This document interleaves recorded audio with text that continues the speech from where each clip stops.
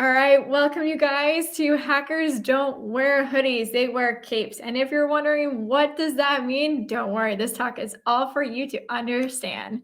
But first things first, I just want to let you guys know that this talk is completely dedicated to all the hackers who've been scared to disclose, to all the hackers who've been prosecuted for trying to do something good, for doing, or just doing their job, to be honest, and to all the people who are in the fight to bring rights for hackers.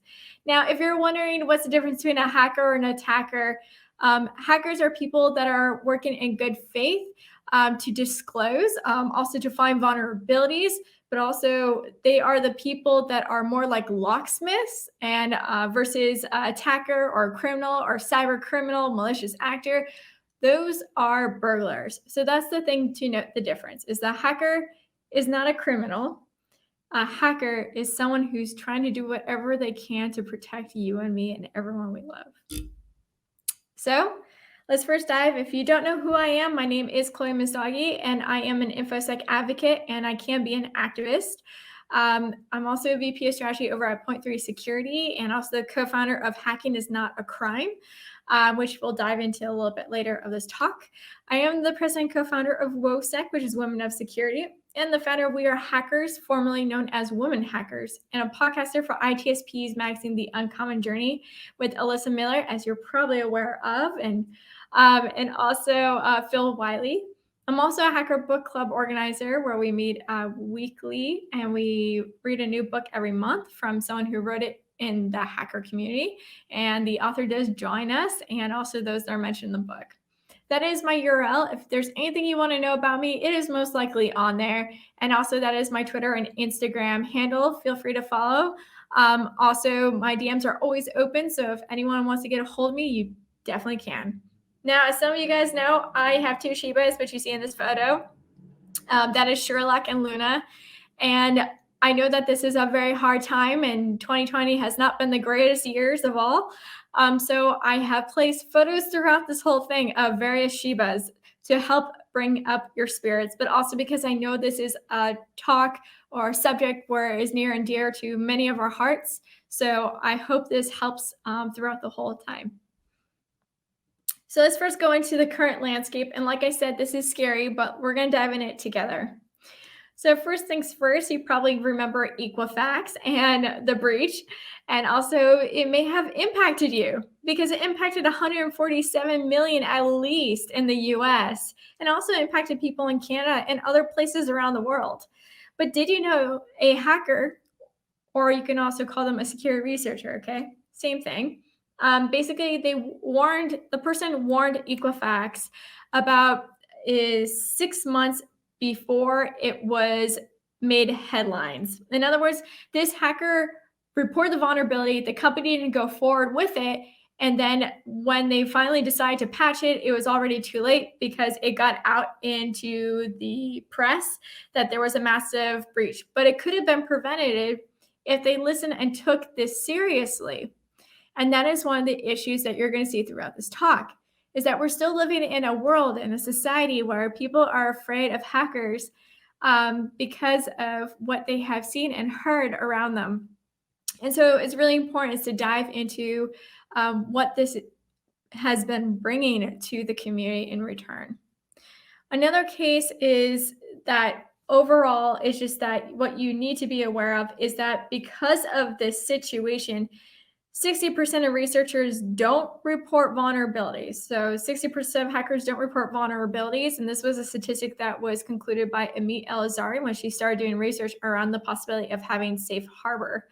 And if those that are wondering why only 60% of researchers don't report vulnerabilities, the one thing to note about is that it's the fear of being prosecuted, not federally in the US as much since 2013. But the one thing to keep in mind that local and also companies have utilized the CFA, which we'll dive into later, to prosecute hackers when they're trying to disclose in good faith. Another statistic to be aware of is that HackerOne in 2018 came out with their hacker report. And basically, they surveyed people within their hacking community and found that 1 out of 4 of their hackers don't report a vulnerability if they do not have a vulnerability disclosure program. Because of this, they are afraid. But those that do end up trying to report something, looking for contact information is such a hard thing that they go straight to social media. And by doing that, they go through DMs or they do a public tweet without saying everything, but just saying, hey, I found a vulnerability. Can you please put me in the right person? Now, the problem is that usually these are frequently ignored or it's misunderstood. And it ends up becoming a situation where they may be landed with a lawsuit. So why are hackers scared? Well, just like I said before, the fact is that right now we are afraid to disclose things because there's no vulnerability disclosure policy. So we can't locate the person to contact. And that puts us in a weird situation because what's in scope, what's out of scope is something that we don't know, but we just want to report it. And many other times the hackers that do report the vulnerabilities, they are consumers themselves and they want it to be fixed because they know that their security is in jeopardy. And also all their consumers are too. So the whole thing is finding the contact information can take hours, days, weeks, and it gets to a point where should we even try?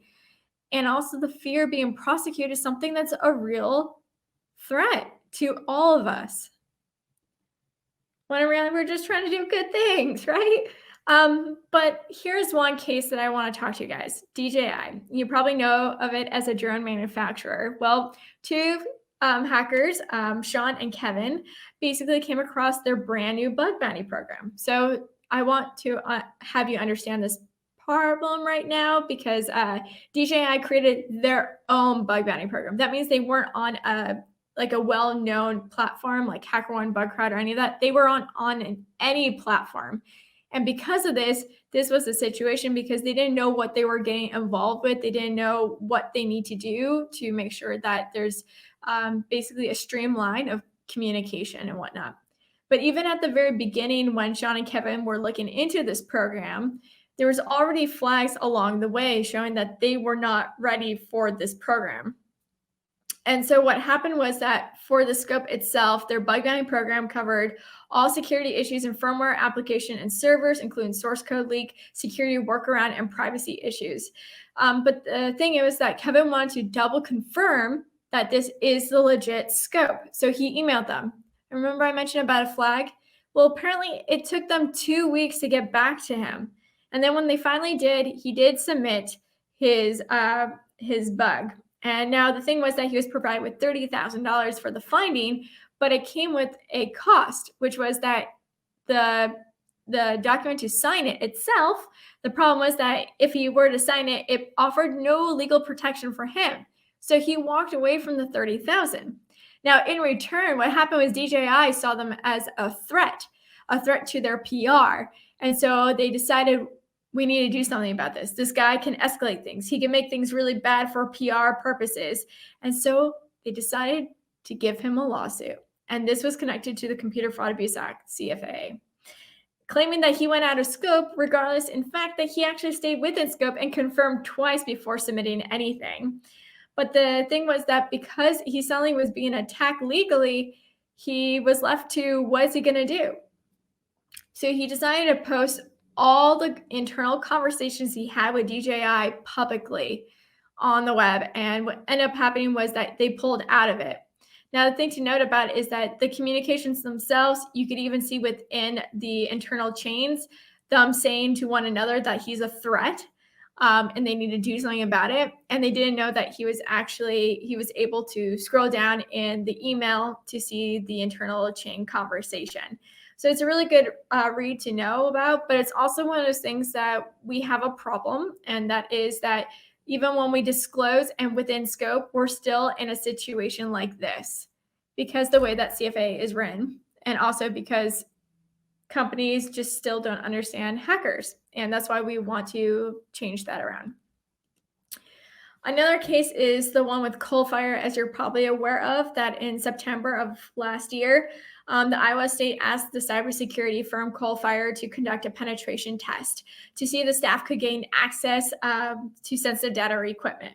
So 2 Coalfire employees basically found a door to the Dallas courthouse open. And when they tried to close the door to see if it would lock, and then they tried to attempt to open it, the alarm was set off. Following the protocol, the two employees waited for the police to arrive on the scene, and they showed them their paperwork that they were hired. They were told they were good to go. However, the local sheriff showed up and arrested them, and they had to spend a night in jail. The charges were later dropped of this year in January, but it's just one of those examples that even when you're doing your own job and you stay within scope and everything, you're still up to being prosecuted. And that is the issue. And a lot of that has to do with how still the public sees and how the public portrays the hacker community. But overall, just wanted to let you guys know that even though this is a tricky subject and everything, there is still a community consensus here that basically that overall, just in general, government organizations and hackers, they all agree we need disclosure programs or policies, because without it, we are left to just try to figure out who to contact who, and what's in scope, what's out of scope is also a huge problem too, because the one thing you should note is that not all those hackers around the world, English is their main language. Some of them are learners. So when they're reading these policies, they can be so hard to understand because policies are written for basically other attorneys to understand it. It's not written for the people. It's written for attorneys to another attorney. And that's a huge issue. So there's a lot of issues here when it comes to disclosure. And also constantly being afraid of indictments, even when you're just trying to do something good. It shouldn't be this way. And it keeps all parties up at night overall, because even program managers, even though they don't want to have a disclosure program or a bug bounty program, they also understand that it is a must-have. And how to conduct or handle these situations is something that we could all work on to improve. But remember when I said a little bit earlier about how the public perceives us? I wanted to talk about that a little bit more. Now, the problem is that still the public to this day still sees us as a threat. And the reason for it, just take a look at these Google searches. One is for, you type in ethical hackers, the other one is for criminal hackers, but you get the exact same imagery. This hoodie, this darkness, usually a man. But the thing is like it's overwhelming for us, because if we're constantly battling these images in the media and portrays us as this, they're misleading the public. And because the public is not fully aware of what we look like, and these images are very instilled in our society, it prevents us from having any rights. And it prevents us from having this bilateral trust amongst organizations and hackers, because they see us still as a criminal. And that's not what we are.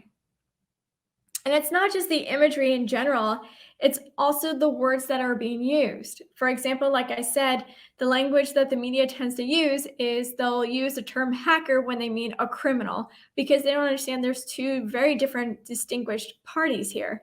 And because they don't know that, they keep using it. And so that's one of the problems that we're still dealing with, because of how the public perceives us.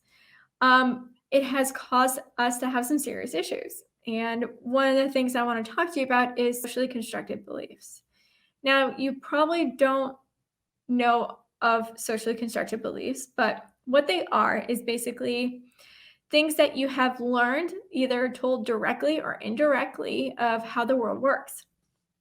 For example, say you always have been told that, I don't know, I always go with this example, but say that you're always told that people with pink hair are dangerous and that they're all criminals. And you even see in movies that anytime there's a pink hair person, that person's got to be the criminal in the scene. Or you even see in the news, people with pink hair are dangerous. They even report pink hair person on the loose. And so it's built up this fear of people with pink hair. But these beliefs are socially constructed beliefs. They don't necessarily mean they're true or not. They're just the way that you have developed and imagined how the world works. And it's a survival mechanism, to be honest, because we're trying to put people in the categories of those that are safe that we can trust and those that aren't safe that we don't trust, just like the phrase stranger danger. So the thing with is, if the person has pink hair and you're told this all the time since you're little in your textbooks or in movies. And this, once again, it could be directly or indirectly. Even when you see someone with pink hair on the street, you might clutch your bag a little bit closer. You might lock your doors. You might go into the closest place because you're scared that this pink hair person is a criminal. So socially constructed beliefs, once again, they're not always true because that person just has pink hair. That's the only difference between you and I. It's just that person has pink hair. So what? That's the only difference. It doesn't, who they have with pink hair is not who they are. And so that's the thing you have to understand. And the unfortunate bits is that with socially constructed beliefs, because ever since you're little and the public has been little, they see movies of hackers as these devious actors. They see hackers are these people that commit crimes and don't get caught, or they do get caught. They see basically not just that, but even in books of what is a hacker, they see us as criminals. Even in the media in itself, in your news, they use the term hacker when they mean a criminal. And so that's the thing that we have to understand is that the public has been made to believe that hackers in general are criminals.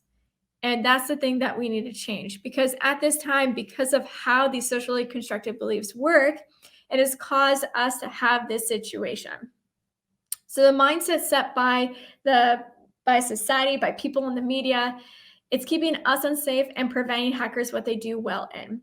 More companies are becoming more open to receiving information on vulnerabilities, but still 94% of the Forbes Global 2000 still don't have any VDPs, which is something that they may come to regret.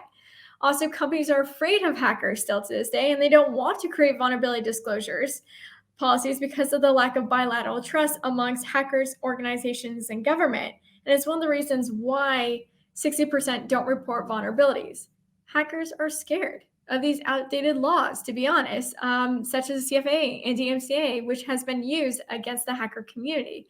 And this is what organizations use against us because they automatically will assume we are a threat if they're not aware of the hacker community. Also, from interviewing I like to say attackers. One of the reasons that they switched from being a hacker to an attacker was because one of the reasons was the pay, of course, but also the constant worry of being prosecuted, regardless if they were in scope or not. And so they just got to a point where I was like, well, fine. If you don't want me, you don't want to trust me, you don't want to take what I'm trying to do for you for free, or even to try to make you safe, then what's the point of me being on the good side when I get paid on the other side? And I'm already being seen as that way, as the negative actor, so I might as well be that negative actor. So that's one thing to think about, is that because of how society is seeing us, it has caused some serious issues, such as these laws, such as having a lack of VDPs. And it's really, really scary. So what I want to talk to you about is the CFAA, because there are the DMCA, CFAA, and there's also like your terms and conditions and whatnot. But the reason I want to focus on CFAA during this time is because the CFAA is the one piece of legislation which has been used to prosecute hackers more than anything else. And there still is no cases of the DMCA being used against hackers to my knowledge. But the CFAA has definitely been used against hackers. And so I wanted to talk about that with you. So first things first, if you don't know what the CFAA is the Computer Fraud and Abuse Act. And it was passed in 1984. It was basically an idea that came about because Ronald Reagan watched this movie called War Games, and he freaked out and panicked about the hacker community. So he decided, let's put forward some legislation that would protect us. Now, I want to just reiterate that there was no representation of the hacker community when this was being discussed. So basically, this legislation was written out of fear, not with empathy, because with empathy, you need representation. And there was no representation, so there was no empathy at the table when writing such a law. Now, the one thing to note about is that the CFA itself, it offers prosecutors discretion to threaten huge potential fines and jail sentences for relatively underserving violations of computer policy. What that means is, first, the CFA was written to punishes exceeding authorized access to a protected computer. it's also a phrase vague enough to inspire some really broad interpretations. Another flaw in the CFA is the redundant provisions that enable a person to be punished multiple times for the exact same crime. And these charges can be stacked on one on top of another, resulting in a threat of a higher cumulative fines and jail time for the exact same violation, which we saw with the Aaron Swartz case, right? They were basically putting him in for 35 years in prison and $1 million for just one incident. And that's one of those dangerous things of how CFA is written. But this also allows prosecutors to bully defendants into accepting a deal in order to avoid facing a multitude of charges from a single solitary act. It also plays a significant role in sentencing. The ambiguity of a provision meant to toughen sentencing for repeat offenders of the CFA may, in fact, actually make it possible for defendants to be sentenced based on what should be prior convictions, but were nothing more than multiple convictions for the same crime. But like I said, the CFA, the most important thing to take away from it, it gives the rights for companies to sue the hackers. And that's why the hackers have a lot more to fear from companies than from the Justice Department, because the Justice Department has done a lot to try to make sure that that's not the case for them. But with improvements to legislation, so what that means is changing the current legislation to be more opening and having better representation. That could be through amendments, right? Basically to have us rediscuss how to have the CFA in place, which basically it would only prosecute those of bad actors and not hackers, is something that we need to do. But the only way that we're going to get better legislation is that we first need to focus on these things, which is we got to fix the problem how the public sees us. Because it would be great to have everything that's on this slide, right? No more prosecuting of our friends and colleagues. We have laws that are like very pushing forward for good hacking. Maybe we'll get even more hackers in the field because suddenly they realize that this is actually something that they can do where they don't have to be worried all throughout the night of doing. But also it can probably move some people from the criminal side into the good side, which is what we want in the first place. We want to give people opportunities. But in order to do that, we have to influence the public cycle. And by doing that, we have to have organizations, media, and legislation on board. So in order to have rights for hackers, we need to get the public on board. So in order to do that, we need to dive into those three categories. So we need the press to push for the public to become aware. In other words, we need to change the language and imagery of a hacker and start using the term cyber criminals for those who commit unethical hacking. Overall, really separate the two. And in order to help the press, organizations need to be on board with bilateral trust, with having vulnerability disclosure policies. By showing that they support hackers, the public changes their view in general. And lastly, to have organizations and public opinion to push and motivate Capitol Hill to get on board and to update the current legislation that will protect ethical hackers. Overall, we need all three of them for hacker rights to become a reality. Now, I know that this talk seemed a little bit US-centric to you, but just please note that the anti-hacking laws first started in the US. So if we're going to cause a change, it has to be, I'm hoping the US starts that. So then it can start going to other countries as well to follow. Because in every country, there's an anti-hacking law. So how do we get there exactly?